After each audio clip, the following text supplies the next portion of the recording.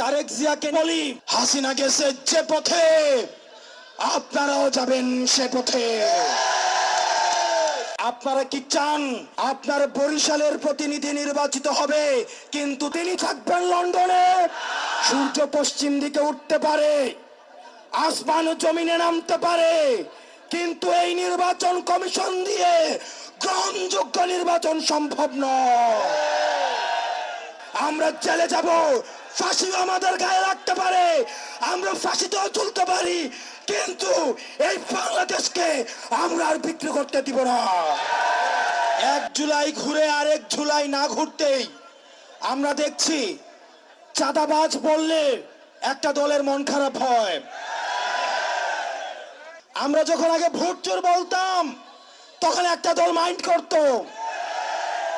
এখন যখন আমরা চাঁদাবাজ বলি, টেন্ডারবাজ বলি, একটা দলের গায়ে লাগে।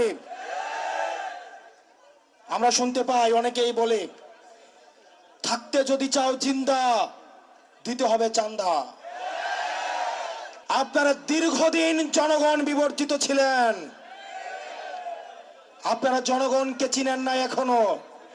গত 1.5 দশকে জনগণের মনস্তত্ত্ব পরিবর্তন হয়েছে, তারা আর কোনো গোলামি চায় না, তারা গণতন্ত্রের মানুষ কন্যা দেখেছে, তারা আর গণতন্ত্রের মানুষপত্র দেখতে চায় না। জনাব মির্জা ফখরুল সাহেব বললেন, যদি তারেক জিয়াকে নিয়ে কোনো কথা বলা হয়, যদি বিএনপিকে নিয়ে কোনো কথা বলা হয়, এটা নাকি গণতন্ত্রের জন্য হুমকি স্বরূপ। হাস্যকর, হাস্যকর।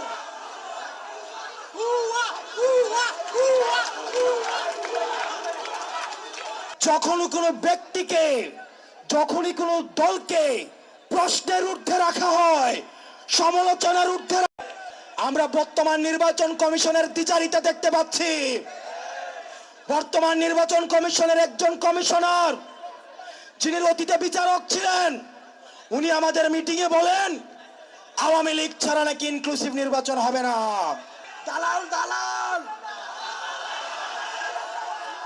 ভারত থেকে বলছে ইনক্লুসিভ নির্বাচন প্রয়োজন, ক্যান্টনমেন্ট থেকে বলছে ইনক্লুসিভ নির্বাচন প্রয়োজন, অনেক রাজনৈতিক দল বলছে ইনক্লুসিভ নির্বাচন প্রয়োজন, নির্বাচন কমিশন বলছে ইনক্লুসিভ নির্বাচন প্রয়োজন।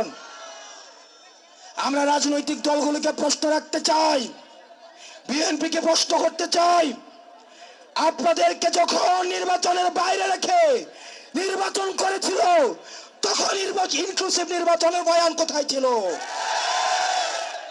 নির্বাচন কমিশন ভুলে যাবেন না, শহীদের রক্তের উপরে দাঁড়িয়ে আপনি নির্বাচন কমিশন গঠন করেছেন। আপনি যদি ইনক্লুসিভ নির্বাচন আওয়ামী লীগকে মিন করে থাকেন, হাসিনা গেছে যে পথে আপনারাও যাবেন সে পথে। আমরা দেখছি নির্বাচন কমিশনের আরো দ্বিচারিতা, সিম্বল অফ ফ্যাসিজম। নৌকাকে তারা আবার প্রতীক হিসাবে তালিকাভুক্ত করেছে। এই নির্বাচন কমিশনের রিমোট কন্ট্রোল কি ভারতের থেকে নিয়ন্ত্রিত হয়?